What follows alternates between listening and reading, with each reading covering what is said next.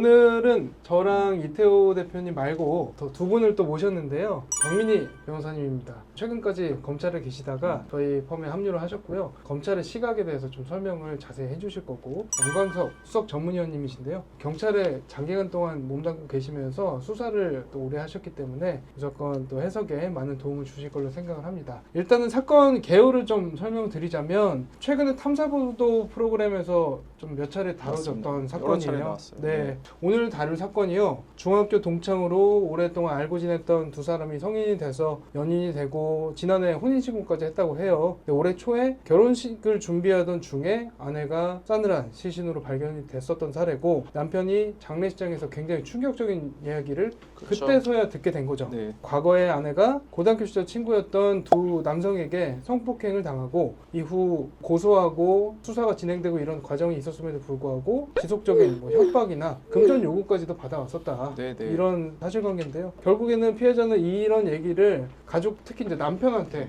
절대 얘기하지를 얘기를 못하고 못한다. 결국에는 뭐 혼자 버티다가 사망을 하신 거예요. 그래서 남편이 아내 휴대전화에서 마지막으로 발견한 영상, 남편은 몰라야 된다. 오늘 이 사건을 수사, 기소, 변호 그리고 법률적 관점에서 같이 살펴보도록 하겠습니다. 그러니까 남편이 몰라야 된다고 그래서 비밀번호도 친구한테 물어봐서 알게 돼서 풀었다고 그러더라고요. 맞아요. 그 네. 독백 영상 같은 게 남아 있는 것 같고요. 네네. 양광식 의원님. 네. 경찰 수사 경험을 기준으로 봤을 때 피해자가 성폭행 피해 직후에 경찰에 신고를 하고 여청과에서 조사를 받았다고 하는데요. 이 경우에는 수사 진행 과정이 어떻게 되나요? 보통 그 성폭행 사건은 피해자의 초기 진술이 핵심입니다. 네. 피해자는 사건 당시 이미 만취한 상태였고 정신이 들었을 때는 모텔이었다고 합니다. 네. 이 경우 심실 상실 여부를 판단하기 위해 CCTV, 숙박업소 기록, 병원 진단서, 문자 메시지 등 다양한 자료를 확보하게 됩니다. 네. 그 모텔로 이동한 경위가 어떻게 이동한 거죠? 피해자가 스스로 간 게 아니라 가해자들이 친구가 곧 온다, 조금 더 마시자며 설득에 이동시킨 정황이 있습니다.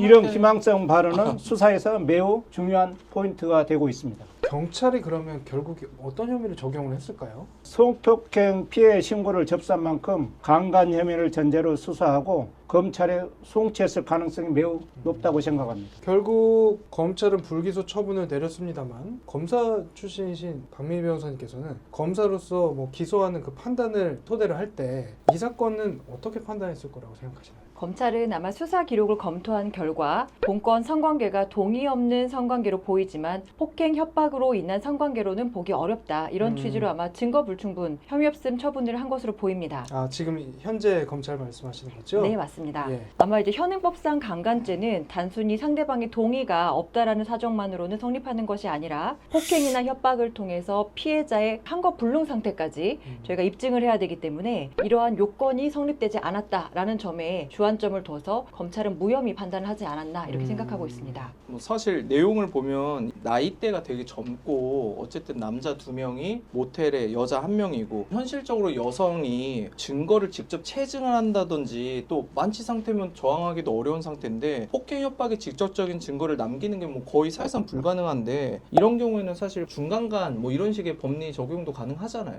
중간간 같은 경우에는 만취 상태라든가 전혀 이제 의사가 없는 상태까지 입증이 돼야 되는데 그 부분이 아마 또 입증되지 않아서 거기까지 논의가 이루어지지 못한 것으로 보입니다. 상식적으로만 봤을 때는 고등학교 동창 남성 2명이랑 뭐 기존에 어떤 연인 관계가 있었던 사람들이 아닌데 모텔에 여성 1명이 방문을 해서 3명이서 성관계를 갖는다는 게 사실 굉장히 일반적이지는 않잖아요. 이례적이죠. 이거를 이 사람이 동의했을 것이다 라고 보는 게 오히려 더 억측이 아닌가 싶은데, 폭행 협박 요건을 좀 지나치게 엄격하게 요구하거나 적용을 했던 거 아닌가, 이런 생각이 들거든요. 처음에 시작할 때 스킨십이나 이런 부분에 있어서 검찰 측에서도 동의는 없었던 것 같다라는 내용이 있고, 다만 이 남자들이 중간에 멈추긴 한 것 같더라고요. 그래서 그 부분까지 포함해서 설명해 주시면 좋을 것 같아요.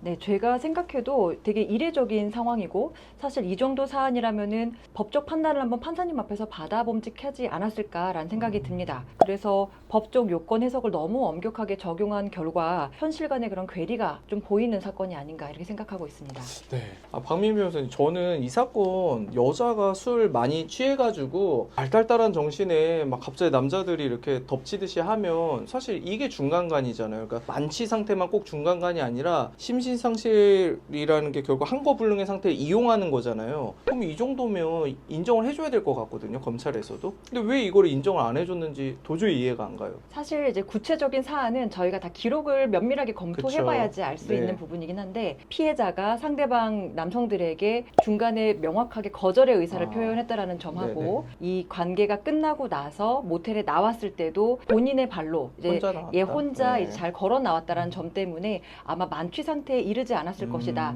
또 술에 많이 취해서 한거불능 상태에 이르지 않았을 것이다. 이렇게 아마 추단을 해서 중간간 성립 여부도 조금 어렵게 보지 않았나 이렇게 생각하고 있습니다. 그러니까 그 말은 완전 중간간이면 일어나 봤을 때 다 뭐 벗겨져 있고 그런 거를 얘기하는 거네요. 네, 맞습니다. 그러니까 중간에 멈추게 할 그런 겨를도 없는 거고요. 그렇죠. 아무래도 의사가 있었다고 네. 하면은 그 의사가 또렷하게 있는 상태에서는 자기의 의사 표시를 할 수 있는 상태니까요. 네네. 중간간은 보통 자신의 의사 표현을 제대로 할 수 없는 상태를 이제 기본 성립 요건으로 하다 보니까 그런 부분에서 조금 약하게 보지 않았나. 중간간 성립의 요소가 좀 부족했다라고 판단한 것 같습니다. 어쨌든 검찰에서도 그 부분에 대한 판단 자체는 하기는 한 거네요. 본건 처음에 이제 송치되었던 범죄는 성폭법에 네. 의한 범죄였으나 부가적으로 중간간 성립 여부도 말미에 판단한 것으로 보입니다. 이태호 변호사님, 만약에 이 사건을 맡으셨다면 피해자 입장에서 어떤 전략을 수립하셨을까요? 저는 꼭 말씀드리고 싶은 게 성범죄 사건은 피해자한테 변호사를 붙여주거든요. 그렇죠. 물론 뭐 저희 같은 사선 변호사들도 있지만 나라에서 국선 변호사를 지정을 해주십니다. 그렇죠. 수사 단계부터. 네, 뭐 특별히 내가 너무 싫다 이러지 않는 이상은 되는데 이분이 제대로 국선 변호사님 도움을 받았는지 사실 좀 의문이에요. 왜냐하면 이 사건에서 결국 사건이 좀 어려워진 이유가 나중에는 합의금 받고 이런 부분들도 아마 반영이 됐을 것 같은데 제가 만약 변호사였으면 일단 합의금도 안 받았을 것 같고요. 당장에 꼭 받을 이유는 사실 그렇죠. 없잖아요. 네. 또 어떻게 보면 그때 들어가가지고 여자를 강제로 둘이서 합심해가지고 한 부분이 있는 것 같거든요. 비록 중간에 멈췄다고 하지만 폭행이나 협박을 너무 좁게 볼 건 아닌 것 같고 사실상 두 명이서 술 취한 여자를 하면 사실 정하기 어렵지 않냐. 그렇죠. 이 부분을 좀 더 강조를 해봤으면 좋았을 것 같아요. 그쪽 부모가 너무 미안하다 그러면서 돈을 주니까 이제 너무 생각하기도 싫고 뭐 빨리 끝내고 싶고 일단 사인을 하신 것 같은데 합의금 받은 부분이 약간은 잘못됐다기보다는 받지 말고 끝까지 한번 진행을 해본 다음에 하셨으면 어땠을까 그런 그렇죠. 아쉬움이 사실 있죠. 실무적으로 요즘에는 합의금을 수사 단계에서 잘 안 받아요. 나중에 재판 끝나고 받거나 네. 아니면 심지어는 손해배상 청구 소송을 따로 제기하는 경우들도 굉장히 많거든요. 네네. 그런 거 감안하면 저도 같은 의견이고요. 여기서 조금만 덧붙이자면은 피해자가 그 당시에 중간에 왜 노라고 할 수밖에 없었을까? 그러면은